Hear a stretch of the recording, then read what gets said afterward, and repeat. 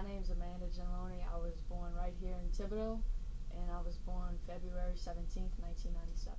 I'm a sophomore currently here at Nicholls, and I played shortstop last year for the Nicholls Softball Team.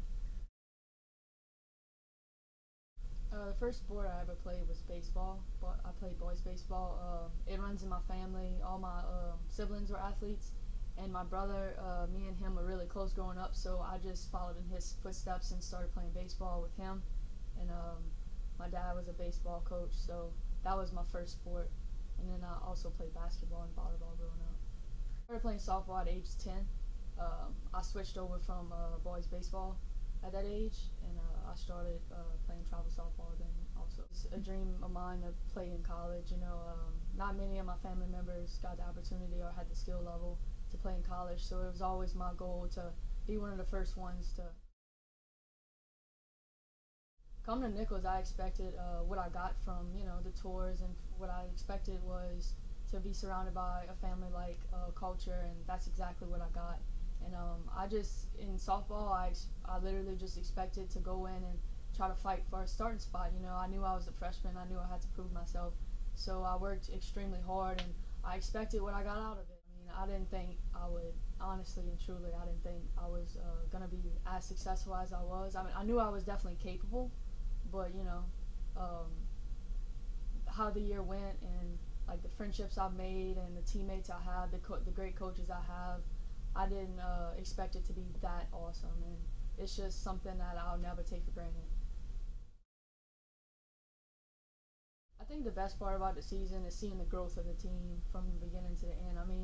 We came a long way, and we got closer as the season went along, and I think the best part about it was seeing just seeing the growth from like game one till conference tournament.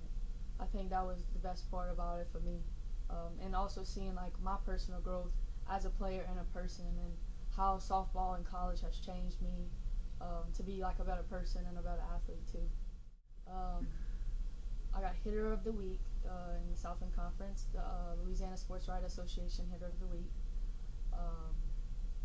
Freshman of the Year in the Southland Conference, Freshman of the Year in Louisiana, First Team All-Conference Shortstop, and First Team All-Louisiana Shortstop. I think the one that meant the most to me is my Freshman of the Year award, because at the beginning of the fall, Coach came up to me and was like, "You have the potential to be the next Freshman of the Year, and I think if you put the work in, you will get there." And honestly and truly, I did not have the confidence in myself that I could achieve that, but I knew I was going to try. I knew I was going to put as much work as I could have into it, and for me to just get that award from where I started to where I finished, I think that's just one of my accomplishments I'm going to always remember, because it just proves to you that you can do anything you set your mind to. During season that I decided that I wanted to go try out, but I definitely focused a lot of my attention still in the softball season, but in the back of my mind, I still had to plan mentally, plan physically what I was going to do after season. So I did decide before the season ended, but I definitely didn't start training. So started training right after season ended. First off, Coach Santiago was the one that actually brought it up to me and brought up this opportunity. He thought that I had the skill level and the skill set that they were looking for, and his former players is actually the starting third baseman for the USA team. She played at Florida State when he coached there, so he thought that I was his second player that could make the team and everything. So he was the biggest factor as far as getting me there, and he actually trained with me all summer, and every single day me and him were out there training. So he was probably the biggest supporter and biggest ally I had. And also Coach Jessica was more of a mental support. She helped me all throughout the process, getting everything together, because it was a lot of stuff. And of course, like my dad and my mom, traveled with me and supported me there. So there was a lot of people, and especially when I made it, and especially when I got on the team, I had a tremendous amount of support from the university, my teachers, my teammates, the coaches again, just everybody in the community. First tryout North Carolina at the USA Baseball's like complex. It's a huge complex that the USA Baseball owns or whatever, in St. Carrie, North Carolina, and it was very, very, very nerve-wracking to say the least. I mean, you going out there. I haven't played this sport in about 8, 10 years, and there's these girls that huge, been playing baseball. They play baseball in college. Some of them so it's very intimidating. But it was a lot of self-growth I had. It takes a lot to put yourself out there in those situations, and that was a big me stepping out my comfort zone. It helped me, not only grow as an athlete, but it helped me grow as a person too. My true expectations of going trial was I'm just gonna go try and see what happens. I'm not expecting to make it, and I didn't expect to make it at all. So the first day of the tryouts, it was a 3-day tryout. The first day of tryouts, I was extremely nervous, so I played like it. So then after that, I was kind of like, no way I'm gonna make it. So the last 2 days, I just played like I relaxed and like I normally do. And then I told my dad after the third day, I was like, Dad, I know, like, I'm really confident I'm going to make it because of how I performed in that tryout. The next tryout was in California. So we started with 80, and at the tryout in Cary, North Carolina, they cut it down to 40. And so the 40 people were on the roster, so we had to go see who would make the team. So they flew us all to California. Cal State Fullerton hosted us, and after all it was said and done, they cut it down to 20. We were all sitting in a room. They put everybody in a room, and he said, leave the room if your name is called. So your name is called, you made the team. So, I mean, all kind of things are going through my head, because at that point, I definitely knew I performed enough to make it, but I didn't know what exactly they were looking for, because it's only 20 players. That's very little for a baseball team. So I didn't know if what I performed was exactly what they needed.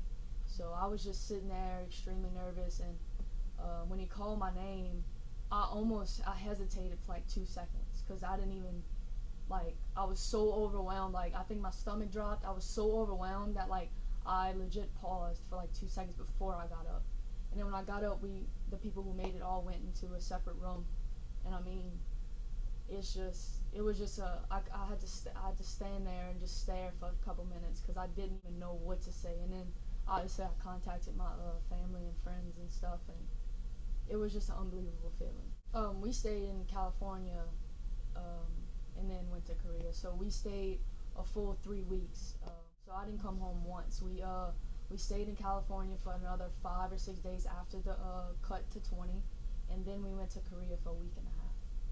We only had 5 days to prove ourselves to compete for a starting position. So those girls are all, the team I was on had tremendous leadership from top to bottom, and that team was just one of the best teams I've ever played on. I mean, they were just tremendously supportive and everything. So I think just going to get to practice with the best players in the world in women's baseball kind of humbled me a lot, because I came in not even really knowing high-level baseball, and when I went practice with them, it kind of really showed me where I was at, and I have a long way to go to be where some of those girls are.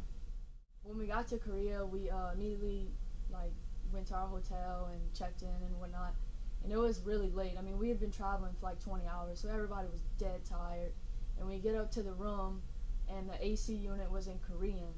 So me and my roommate didn't know how to turn it on, and we ended up sleeping in an 85-degree room on a rock-hard bed.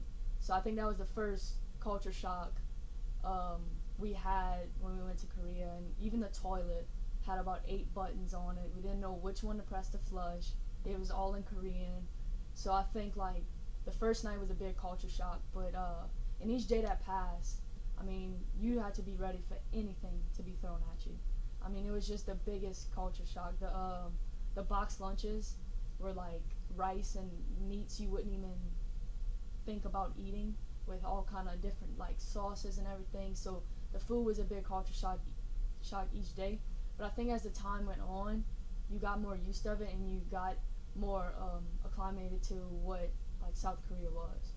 The opening ceremonies was really different, you know, because you don't have people from your same culture, your same, you know, ethnicity, same this and that. It's people from all over the world. So that was the first big thing that I kind of walked into that I was like, that's like, it kind of shocked me because I mean, you have people from Pakistan, and then you have people from Japan, and people from Cuba, people from India. The people at the stadium and at the park, when you have USA across your chest, you are like, you have about 1 billion targets on your back. So you feel that presence when you walk in that park. So even in the opening ceremonies, people are always looking at USA, you know, because we're USA. So I think that was a big thing for me, like just seeing a bunch of different cultures right there in front of my face. And normally, like for USA, we have like singers or something to perform at our opening ceremonies. They had like a big old karate thing performance. So I think like that, like a lot of things were different, and I think it was like a good different to see, to like make you more open-minded for sure. The veterans told us, like, people been playing for 10 years, it's the best team we had, we was gonna win a gold medal like that. And then we had one bad game against Australia, like just we woke up one morning and just have a good game, and that knocked us out the medal rounds. Like because the way the rule was, it was like our coaches didn't even know they made a rule change. We ended up like once you get knocked out the medal rounds, the highest you can place is 7th. So we played 7th, but when we went out the medal rounds, we went to the consolation rounds, and we 10-run ruled everybody. When we ended up losing out the medal rounds, you know, even though it wasn't how it was supposed to go or wasn't anything like we thought it was going to be, we told ourselves that we're not going to lay down and get kicked while we're on the ground. We're going to stand up, and we have USA across our chest. We're still playing for the pride of the United States. So we did that, and we ended up 10-run ruling everybody else. But, you know, even though it didn't go how we supposed to, like, we're going to come back with a vengeance next time. My transition from softball to baseball was difficult, as it was. So having to switch back, I was doing things like I was in baseball, like skill-wise and fundamentally-wise. So I think I struggled a lot coming back, not just physically but mentally, getting back into the game of softball. So it took me a while to get adjusted back, which it was mentally tiring for me. But I think now that I worked enough, I think that I'm now back in my softball mindset. Oh, I'm looking forward to the season as a whole. I've been wanting to play softball ever since I ended baseball. You know, softball is my number one. So I think you know, going into my sophomore year, I have a lot of expectations that I put on myself and people have put on me, and I think that that's awesome, and I love having that, and I love working hard towards the goals I have set for myself, the team has set. So I'm just looking forward to getting the season started and showing, you know, the university and the community how good as a team we could be. Obviously the game is where my heart is, you know, it's the game that I fell in love with. I like it so much because it's given me so many friendships and so many opportunities, like in my life. You know, I wouldn't be the same person or even close to the same person without it. And like I said, with the opportunities, like it's given me so many opportunities. If I wouldn't have came here to play softball, I would have never met Coach, and Coach would have never gave me that opportunity to go play for USA.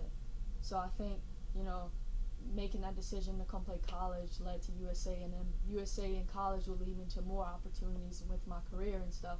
So I think it's just an awesome way to, you know, build your life, you know.